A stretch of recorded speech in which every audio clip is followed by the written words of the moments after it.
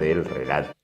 Seguimos aquí en Zona de Giro y esta vez para tener una conversación, yo creo que necesaria. En este programa siempre intentamos hablar de trabajo, hablar de sindicalismo, hablar de organización de la Argentina. Así que sin más ni menos presentarles a nuestro invitado del día de hoy, Héctor Gringo Amichetti. ¿Cómo te va? Bienvenido. Hola, muy bien. ¿Qué tal? ¿Cómo andan ustedes? El Gringo es secretario general de la Federación Gráfica Bonaerense y referente de la Corriente Federal de los Trabajadores, y hoy tenemos el gusto de conversar con él un poco sobre, bueno, esto que te decía, el mundo del trabajo. Héctor, ¿cómo ves hoy, el movimiento sindical en particular, ¿no? O sea, tuvo ya 2 paros generales, la CGT consideró, y una discusión realmente muy fuerte sobre las paritarias y el aumento salarial.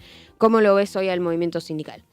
Bueno, en principio el movimiento sindical tiene desafíos muy grandes, es decir, viene de una tradición de organización muy fuerte en nuestro país particularmente, con mucha afiliación de trabajadores y trabajadoras a las distintas ramas, con un estilo de organización que es por rama de producción y servicio, pero indudablemente en los avatares económicos que ha vivido nuestro país, hoy tenemos una gran franja de trabajadores que no están incluidas en esa estructura sindical, que son los trabajadores que están en la informalidad, y que de alguna manera el desafío, como te decía, tiene que ser cómo nos adaptamos a esta nueva realidad y podemos contener desde el sector más organizado, más dinámico y que históricamente ha sido protagonista central en la vida social y política en el país. El movimiento sindical argentino ha jugado un rol muy importante en la definición de proyectos de país, de modelos de nación.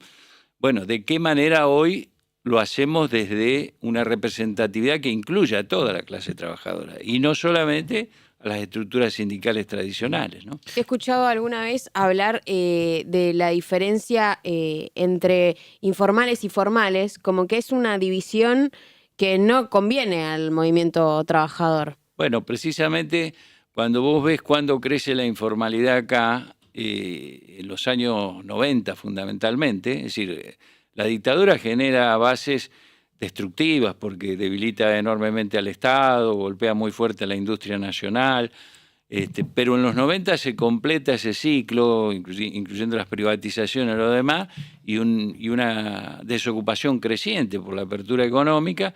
Se genera la masa de trabajadores que anteriormente no era más de un 5%. Allí empieza a crecer y bueno, el neoliberalismo, así como lo generó, lo utiliza para sentar las bases por la cual se prolonga en el tiempo ese modelo neoliberal, que es la división y la fragmentación del pueblo en todas sus estructuras. Esto lo estamos viendo. Ahora estamos viendo ya la última vuelta de tuerca, que es la fragmentación de la política en un archipiélago, digamos, de organizaciones y formaciones políticas. Bueno, indudablemente en el sector del trabajo, esa masa que va creciendo y que es casi un 40%, es utilizada por los modelos neoliberales para decir que no pueden insertarse en la formalidad y lo demás porque la protección, que para nosotros son los derechos laborales, son una traba a la incorporación al mundo del trabajo formal.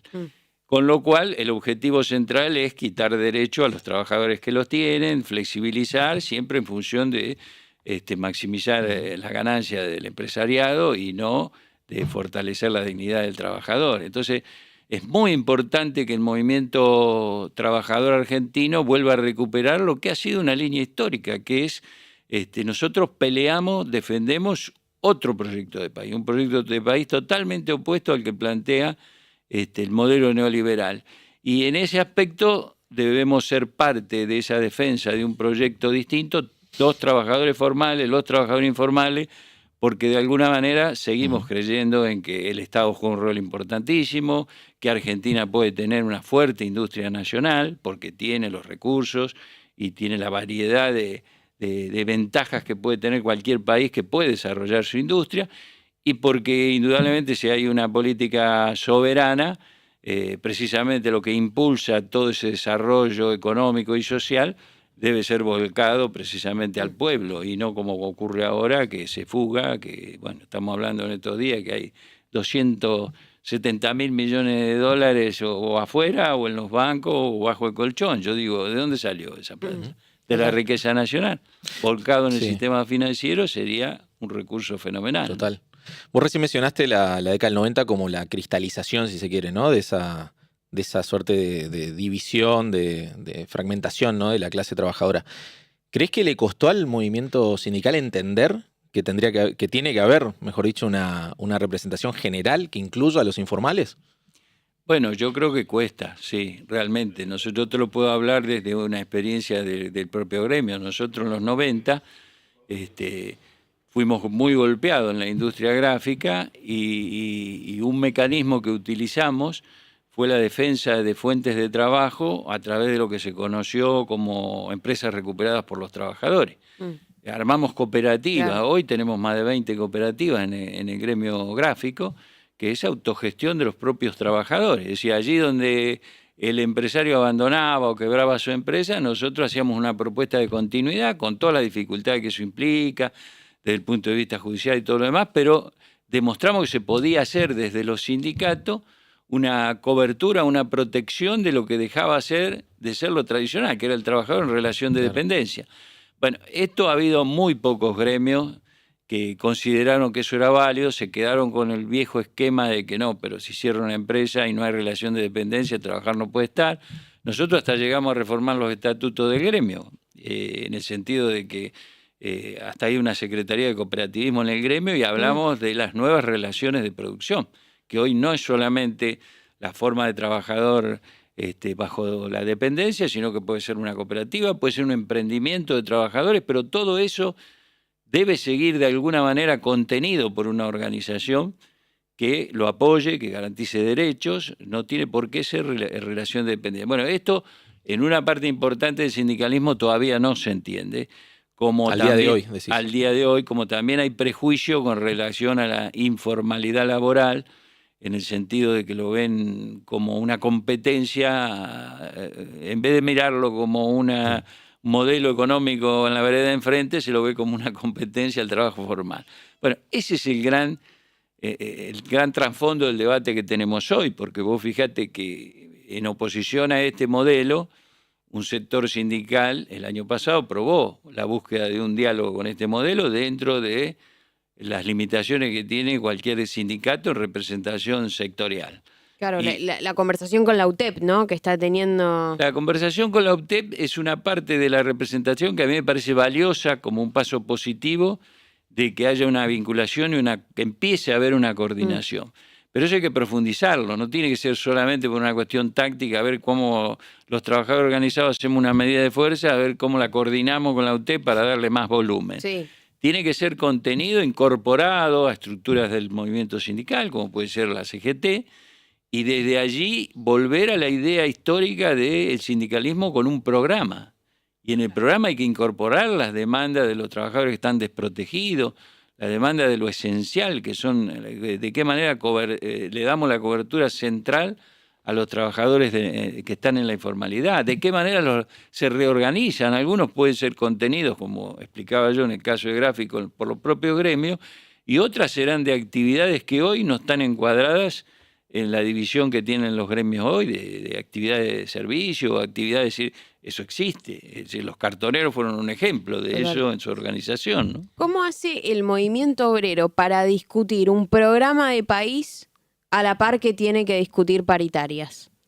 Bueno, la historia nos demuestra que la época en donde fue más fuerte la organización de los trabajadores, cuando definió programas, definió modelos de país, y en esto tiene mucho que ver la historia del peronismo.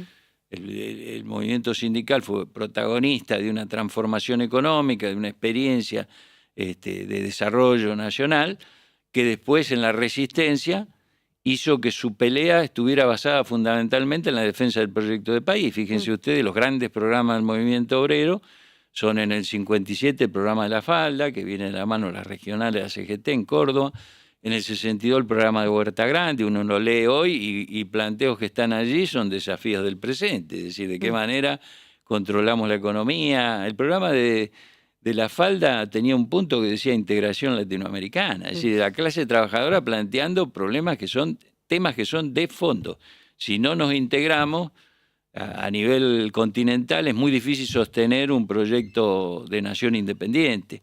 Bueno, yo te diría, esos programas llegan hasta los principios de la democracia en el 83, la CGT que conducía Saúl Ubaldini tenía un programa de 26 puntos, y no por casualidad el primer punto de ese programa era moratoria de la deuda externa. Es decir, el movimiento obrero planteaba como cuestión clave resolver el tema de la deuda externa porque era imposible hablar de desarrollo industrial, de distribución de la riqueza si teníamos que estar pagando deuda externa, como sigue ocurriendo ahora. Igual. Entonces, de la mano de esa viene lo otro que planteas vos. Es decir, si no tenemos eso, toda la otra discusión de reivindicaciones laborales, desde el salario a las condiciones de trabajo, a la obra social, serán, digamos, muy limitadas. ¿Qué es lo que nos está pasando ahora? El modelo que tenemos enfrente quiere empobrecer todos los salarios.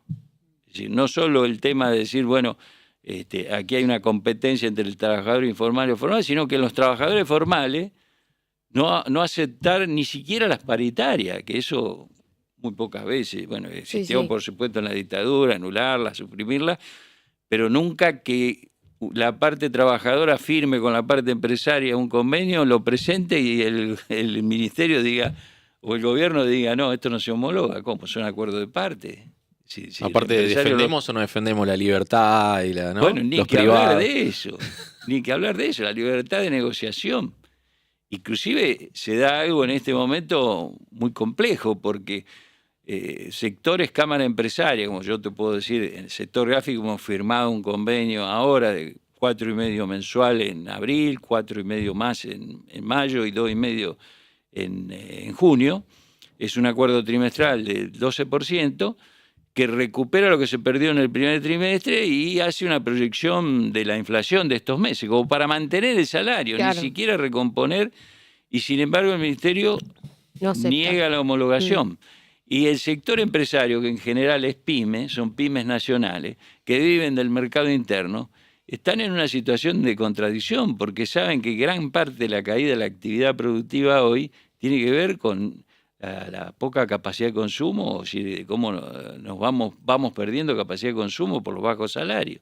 Así que entramos en una rueda de empobrecimiento generalizado y con riesgo de cierres de empresas, que bueno, ya está ocurriendo en algunas ramas más que otras, pero es bastante delicada la situación. Para los jóvenes hoy la palabra sindicato, ¿no? Para muchos jóvenes medio que no dice nada, ¿no? Como que hay una desvinculación de las nuevas generaciones con esta capacidad de organización. Entiendo también por la naturaleza misma del nuevo mercado laboral. ¿Cómo crees que se puede construir a futuro? Vos hablabas de la necesidad de renovar, ¿no? a los sindicatos y ¿cuáles son esos planes para renovar a futuro esta conciencia o esta noción de la organización y de los jóvenes, ¿no? En el nuevo mercado laboral? Yo creo que lo que no hay que perder como eje de la organización sindical, y lleve el nombre que lleve, es el concepto por el cual se crea una organización. Yo siempre señalo que nosotros somos la organización de trabajadores más antigua en la historia argentina. Nacimos como Mutual, se llamó Sociedad Tipográfica Bonaerense y fue en 1857, gobernaba Urquiza. 50 tipógrafos se juntaron y si uno mira cuáles eran las bases por las cuales se unían, fíjate que el punto número 1 hablaba de la ayuda mutua, practicar la ayuda mutua, ni siquiera era un tema solamente de reivindicación de ganar más o lo que fuera. Y la ayuda mutua, cuando vos la llevabas a la práctica, decía, porque si fallece uno de los tipógrafos que están en los talleres, ¿qué pasa con la familia? ¿Quién lo ayuda? Claro. Y era parte de la organización el tema de estar rodeando las necesidades de la familia. Hoy la solidaridad es combatida precisamente por estos conceptos individualistas que te llevan a lo que está planteando hoy como política oficial, ¿no es cierto? Vos te salvás solo. Entonces yo creo que es importante de que esa palabra sindicato, que a veces no se arraiga en la sociedad, sea permanentemente puesta por debajo de la función que cumple un sindicato. Es decir, ¿de qué manera hoy una organización sindical, que hasta está limitada para discutir el salario de un trabajador, demuestra que como organización puede estar en toda la vida del trabajador y su familia. Es decir, ¿cómo puede? Yo te puedo hablar, hay funciones que cumplen los sindicatos que muchos no la saben, pero la formación profesional. Nosotros tenemos 4 centros de formación profesional gratuitos, son los cursos. Imagínate, es fenomenal cómo va la juventud ahí, cómo hacen cursos de 3D, cómo hacen los cursos de todo lo que es informática y lo demás. Y vos decís, bueno, eso pareciera ser una cosa que se habla poco, de que los sindicatos cumplen esa función. La solidaridad en la salud. Las obras sociales están como mal vistas, pareciera ser, porque por un lado las pusieron, y yo no digo que no haya casos de que son utilizadas económicamente por esto y lo otro, pero te digo, en la mayoría de los casos es sostener un sistema solidario de salud que hoy el trabajador no lo tendría en otro lado. Por supuesto, en los 90 las empezaron a hacer entrar en crisis porque lo que hicieron es desregularon el sistema y el que podía pagar un poco más, dijeron, bueno, ustedes pueden irse a las prepagas. Entonces hoy tenés un sistema que el trabajador que gana un poco más y puede pagar una diferencia, está en una prepaga. Ahora, ¿quién cubre, digamos, la salud del trabajador que tiene un salario bajo, del cooperativista, como en el caso nuestro, tenemos 500 cooperativistas que si no tuvieran una obra social que atienda la salud de su familia, no tendrían posibilidad, o tendrían que ir, por supuesto, a la estatal, que hoy también está muy golpeada.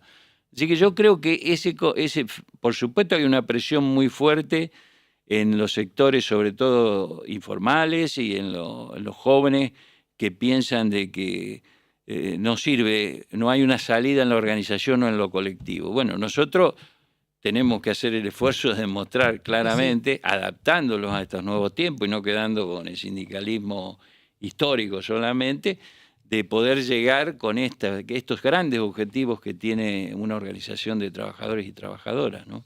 Hay una denuncia que en general también, digo, a veces bien sustentada, a veces no tanto, por la renovación de la cúpula sindical, ¿no? O sea, ya desde Tosco es la discusión. ¿Qué ves en la conversación y en la discusión que hacia el propio movimiento obrero se tiene alrededor de la renovación dirigencial? Porque también es la misma discusión que está teniendo la política partidaria, ¿no?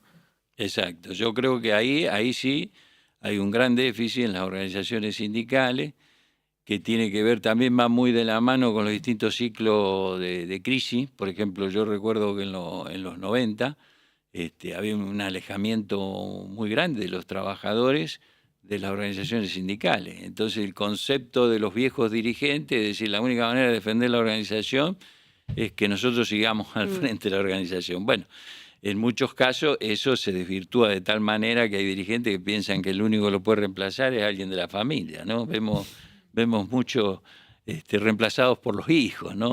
A mí me parece que ahí hay una crisis que contribuye a este tema de ver a los sindicatos como estructuras alejadas de la realidad, y es muy importante la renovación, porque yo te digo, así como en los 90 se alejó la militancia, desde 2003 para adelante la participación de la juventud, de la mano que volvieron las paritarias, de la mano de que se crearon 5 millones de puestos de trabajo, volvió a tener una militancia muy activa en los gremios. Y esto, de alguna manera, nosotros lo comprobamos desde la Corriente Federal de Trabajadores, que estuvimos en la calle casi todos los 4 años que el macrismo gobernó. La militancia juvenil fue central, clave.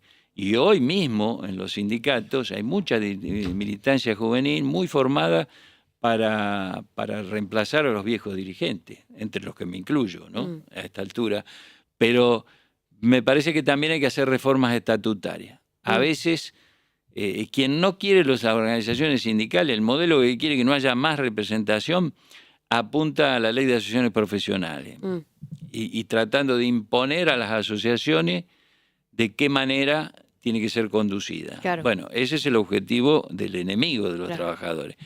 Nosotros tenemos que apuntar mucho más a los estatutos de los gremios, porque aquellos dirigentes que se tratan de perpetuar en las organizaciones se amparan en estatutos que hacen muy difícil que los jóvenes, los nuevos delegados y los demás tengan posibilidad de participar en las listas cuando se hacen elecciones, de ser elegidos. Le ponen condiciones en algunos gremios de que tenés que tener no sé, 40 años de delegado para poder ser secretario general. Claro. Entonces, muchas veces hemos puesto en debate eso, de qué manera se establecen que los estatutos no pueden ser prohibitivos de la participación y representación. O ir mucho más allá, yo recuerdo en Venezuela, cuando asumió el comandante Chávez, lo que planteó es que solo eran democráticas y participativas las organizaciones sindicales si todos los trabajadores tenían el derecho a elegir a sus representantes. Entonces, ¿qué se hizo en aquel momento? Es decir, todos tienen que estar asociados a una organización sindical. Con lo cual, imagínate vos, Venezuela con un nivel de afiliación del 10 y 15%, las estructuras burocratizadas en la conducción cambiaron rotundamente. En la actividad gráfica terminó siendo secretaria general una compañera dirigente de base de una papelera que hasta ese momento en el sindicato no los representaba. Claro. Cuando se afiliaron todos, sí. Pero bueno, es decir, aún así, la tradición de organización de los trabajadores en un país es muy distinta a la otra. En Venezuela nunca se pudo consolidar una fuerza de los trabajadores organizados en el proceso de transformación o político que vivió el país. Acá juega un papel histórico mucho más grande el sindicalismo, ¿no? Ujú. No, eso es interesante porque, bueno, el gobierno se encarga, ¿no?, de estigmatizar al sindicalismo. No habla de democratizar los sindicatos, pero digo, que vos plantees eso me parece interesante porque da cuenta de que hay una conciencia de que algo tampoco está funcionando del todo, ¿no? No, totalmente. Yo creo que ya el solo hecho de que Milei haya llegado a presidente demuestra una representación desgastada del sindicalismo y de otras organizaciones del pueblo en general, ¿no? Pero digo del sindicalismo porque la inmensa mayoría de las organizaciones sindicales, aunque no apoyaran alternativa contraria a Milei en las últimas elecciones, sí salieron con fuertes campañas, salimos incluyo, advirtiendo lo que podía venir si los trabajadores elegían a este presidente. Claro. Y sin embargo, yo te puedo decir, por ejemplo, en el sector industrial, en el que estamos incluidos nosotros, más de un 50% de los trabajadores votaron a Milei. Con lo cual hay una situación de representatividad en lo que plantea la organización que está en cuestión, ¿no?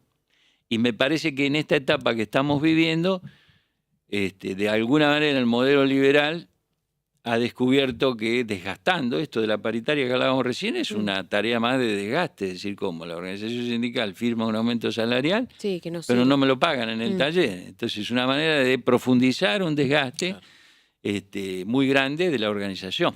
Por eso digo, superar, reconocer la limitación de representación que tienen, la necesidad de adecuación, de adaptarla, de que sean creíbles, que sean válidas para el conjunto de la clase trabajadora, pero fundamentalmente también saber que del otro lado corre el reloj y de alguna manera lo que trata es de eliminar esa organización, que cada uno pueda resolver su tema individualmente, ¿no? Como sindicalista de la gráfica, imagino que has vivido un proceso muy revolucionario con la tecnología y con los avances tecnológicos, sobre todo en el trabajo en sí mismo.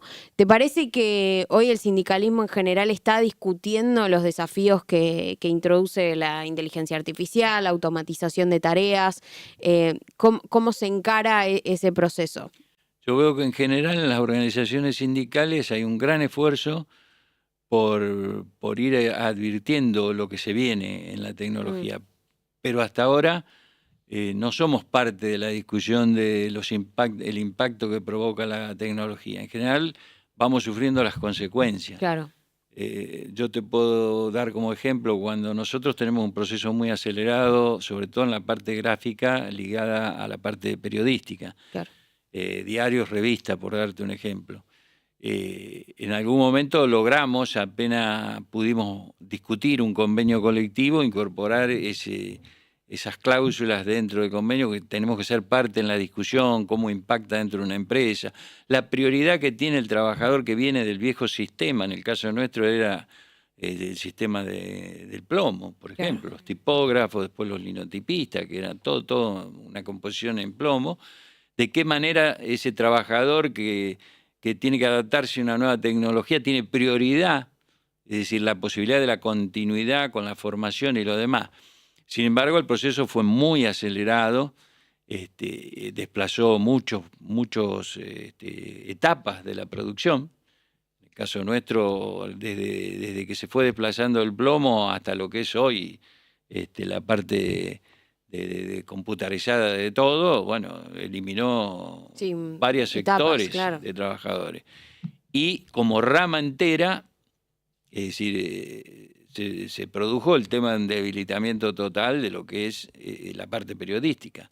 Lo que se mantiene todavía fuerte, y si bien avanzó la tecnología, todavía sigue siendo elegido por el que lee, es el libro. Mm. El libro digital avanzó hasta un 17% y ahí está estancado. Pero el libro papel sigue siendo el elegido. Sigue siendo, ¿no? Se Mirá. mantiene. Claro, con nueva tecnología, porque hoy, por ejemplo, vemos que hay tirajes cortos en general y hay nueva tecnología que está preparada para tirajes cortos. Es decir, hoy hasta se hacen libros individuales. Se Claro. terminó una edición, un libro que no se editó más y alguien quiere. Hay una edición digital hoy que te lo imprimen en papel tal cual era el original. Eso era impensable en otros tiempos, donde los talleres estaban preparados para grandes tirajes. Mm.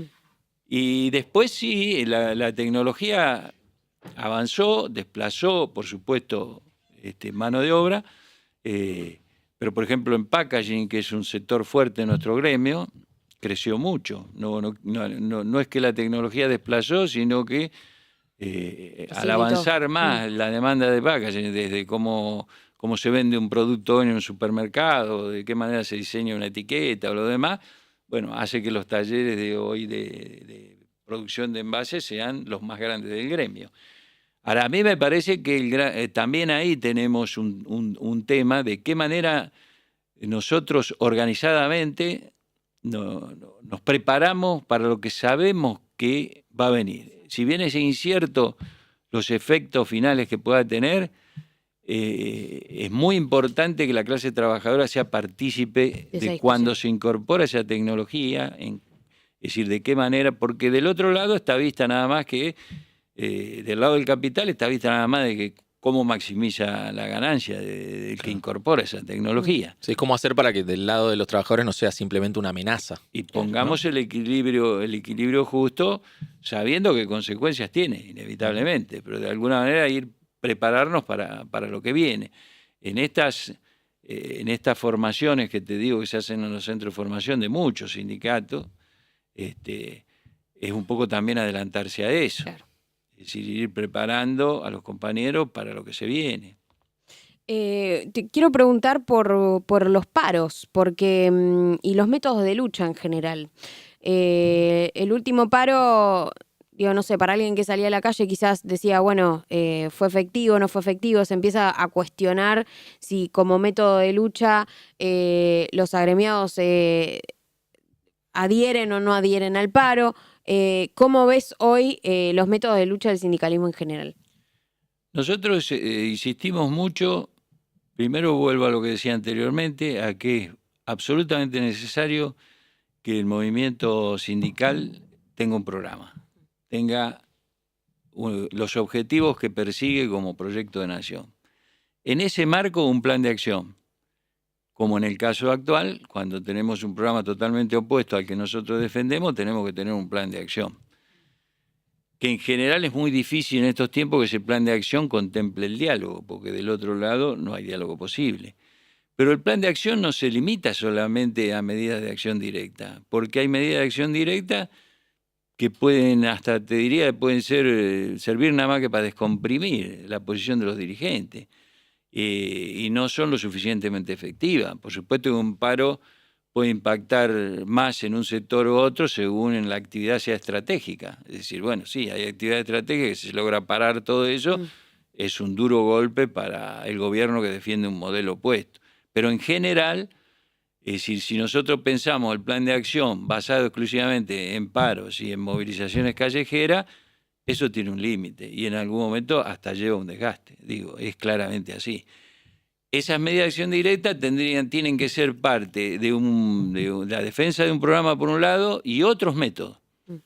Por ejemplo, nosotros hoy practicamos mucho en el gremio cuando tenemos alguna discusión puntual de la industria o de los salarios, lo que fuera, la realización de asamblea en los lugares de trabajo. Una asamblea es un derecho de un trabajador dentro del lugar de trabajo. Paraliza la producción, pero al trabajador no le pueden descontar. Porque está ahí. Tendría que haber una citación urgente al Ministerio de Trabajo para que venga a comprobar que le estamos parando la producción. Eso lo podemos hacer como se hacían los viejos tiempos, Claro. es decir, alternándolo. Tendría un impacto fenomenal que hiciéramos una jornada de asambleas en todos los gremios, en todas las actividades, un determinado día. Y lo otro que me parece muy importante, y que alguna vez también lo practicó la clase trabajadora, son la realización de los plenarios de cabildo abierto. Eso es plan de acción, esas son medidas. Yo insisto en lo del programa porque desde el programa también hay una necesidad imperiosa de que la clase trabajadora sea convocante de otros sectores nacionales. ¿De qué manera en ese programa incorporamos las demandas de la clase trabajadora junto a las demandas de los estudiantes, junto a las demandas de los profesionales, de las pymes, del sector productivo pequeño, del campo? Es decir, ¿de qué manera volvemos a eso? En el programa de la CGT de los argentinos del año 68 la convocatoria era general. Yo siempre recomiendo, leamos ese programa porque se hace un llamado a todos los sectores nacionales. Inclusive, habiendo una dictadura como la de Onganía, se decía a los militares que en vez de estar reprimiendo al pueblo, levanten las banderas de San Martín y que sepan cuál es su rol para defender una nación. ¿Y qué le falta hoy al sindicalismo para llegar a ese Bueno, yo creo que punto? precisamente este avance del neoliberalismo en sus distintas etapas nos ha dejado siempre un poquito más atrás. Por eso hoy ni siquiera tenemos programa. Pero hay que volver a eso, porque es la única manera de poder enfrentar con éxito un modelo como este, que directamente busca suprimir la organización del pueblo y fundamentalmente lo que es más riesgoso hoy, yo creo que es la desintegración nacional, porque lo que se está planteando es eso. No es casual de que tengamos una visita toda la semana de algún alto referente de los Estados Unidos para ver cómo está marchando la cosa acá en Argentina, ¿no?